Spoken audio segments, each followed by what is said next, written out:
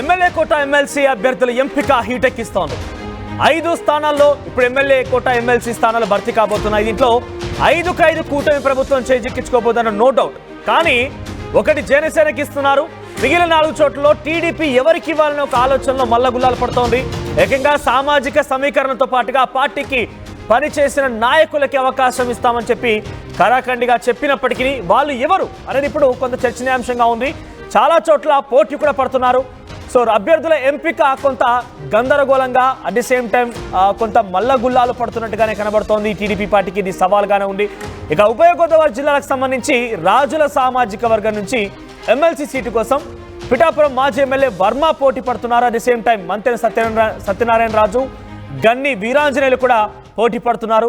దాంట్లో ఎప్పటి నుంచి కూడా అటు పిఠాపురం మాజీ ఎమ్మెల్యే వర్మకి అవకాశం ఇస్తామని పదే అటు ముఖ్యమంత్రి చంద్రబాబు చెప్పుకొచ్చారు. డిప్యూటీ సీఎం పవన్ కళ్యాణ్ కూడా డెఫినెట్గా ఇవ్వాల్సిందే అని కూడా చర్చనీయాంశంగా మారింది. అయినప్పటికీ శ్రీనివాస్ వర్మకు సంబంధించి ఆయన స్థానంలో మంతెన సత్యనారాయణ రాజు కూడా పోటీ పడుతున్నారట, గన్ని వీరాంజనేయులు కూడా పోటీ పడుతున్నారట.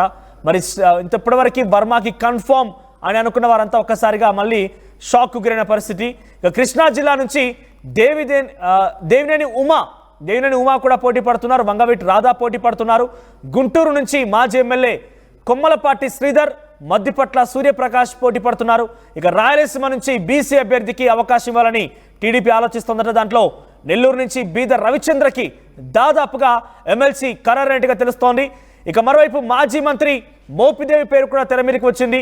బీసీలతో పాటుగా ఒక ఎస్సీ, ఒక మైనార్టీకి కూడా ఎమ్మెల్సీ ఇచ్చేందుకు టీడీపీ ఆలోచిస్తోందట.